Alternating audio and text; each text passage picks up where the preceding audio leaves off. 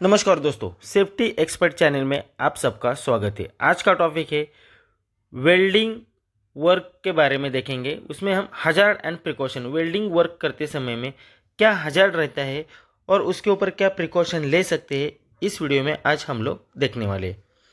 तो चलो पहले देखते हैं what are the hazards in the welding. Welding करते समय कौन कौन से हजार्ड है ये हम लोग देखने हैं।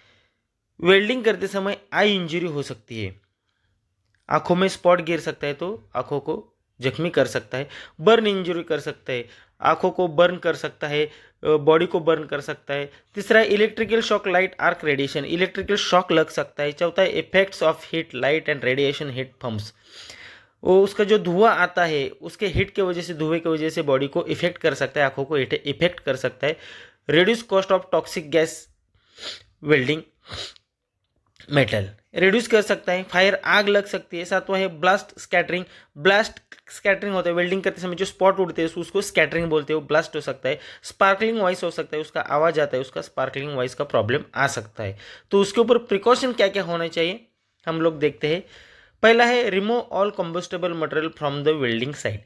जहाँ अपने को वेल्डिंग करने का है वहाँ जितना भी कंबस्टेबल मटेरियल है वो निकालने का है, जैसे कागज है, कपड़ा है, ऑयल के ड्रम है, XYZ जो कुछ भी है कंबस्टेबल मटेरियल वो उसको निकालने का है। दूसरा है clean the work area and cover the wooden floor with fire retardant mats. Fire blanket आता है, फायर रिट्राइडेंट मैट आता है, उसमें से वुडन का मटेरियल होगा तो उसको ढकने का है। तीसरा देखेंगे install fire retardant screens around the work place. अंदर वर्क प्लेस में अंदर काम करने का है, जहाँ उधर जगह पे जाके काम करने का तो उधर फायर रिट्राइडेंट लगा सकते हैं, जैसा इमेज में दिखाया है। आगे है all welding cables must be completely undamaged. जितना भी केबल है वो डैमेज नहीं होना चाहिए, वो पूरा कवर्ड होना चाहिए, उतना ध्यान रखने का है। पांचवा देखेंगे welding area should be dry and free from water. जिधर भी वेल्डिंग कर रहे हैं उधर एरिया ड्राई होना चाहिए, उधर वाटर लॉगिंग नहीं होना चाहिए, पानी गिरा हुआ नहीं चाहिए या ऊपर से कुछ पानी गिरना नहीं चाहिए, उतना ध्यान रखने का है।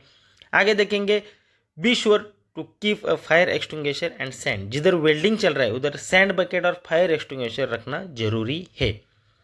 सातवां देखेंगे use leather hand gloves, goggles and helmet. Welding करते समय लेदर का हैंड ग्लोव्स, गॉगल और हेलमेट पहनना बहुत जरूरी है। आगे देखेंगे turn off the power when welding stops. जब वेल्डिंग का काम होता है, वेल्डिंग बंद करते हैं तो वेल्डिंग मशीन का पावर सप्लाई बंद होना चाहिए, कोई दूसरा आदमी आके उसका मिसयूज ना करे इसलिए। आगे देखेंगे do not allow the assistant to do the welding. अपना जो हेल्पर रहता है उसको असिस्टेंट बोला है, हेल्पर रहता है, हेल्पर को वेल्डिंग करने के लिए नहीं बोलने का है जब तक उसको अच्छी तरीके से ट्रेनिंग नहीं मिलता। आगे do not shift the welding cable until the power is turn off.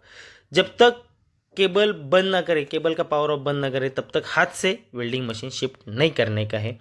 आगे देखेंगे proper training should be given to welder. जो कुछ भी वेल्डर है वो प्रॉपर ट्रेन होना चाहिए, प्रॉपर उसको ट्रेनिंग होना चाहिए उस जगह के बारे में, वेल्डिंग के बारे में सर्टिफिकेट होना चाहिए वेल्डिंग का।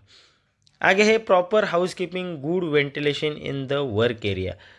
पहला भी पॉइंट देखा है, जिधर भी वेल्डिंग कर रहे हैं उधर house keeping, combustible material remove होना चाहिए, उधर वेंटिलेशन अच्छी तरह से होना चाहिए। ऐसा नहीं कि धुआं एक ही जगह पे रुकेगा और ऑक्सीजन का प्रॉब्लम आएगा, ये दिक्कत नहीं होना चाहिए। इसलिए वेल्डिंग करते समय प्रॉपर हाउस कीपिंग और गुड वेंटिलेशन होना बहुत ज़रूरी है। उसके साथ साथ हमने पहले देखा है कंबस्टेबल मटेरियल पास में किधर भी नहीं होना चाहिए, जैसे कि ऑयल, पेंट, ग्रीस भी उसमें आता है। आगे देखेंगे barricading the work area and put up signage board. जिधर भी काम कर रहे हो उधर एरिया बैरिगेशन करना जरूरी है, क्योंकि कोई अनऑथोराइज पर्सन उधर पास से ना आए, और सेफ्टी साइनेजेस देना बहुत ज़रूरी है। तो चलो दोस्तों, वीडियो अच्छा लगा होगा तो वीडियो को लाइक करो, शेयर करो एंड सब्सक्राइब करो। जल्दी मिलते हैं एक नए टॉपिक के साथ।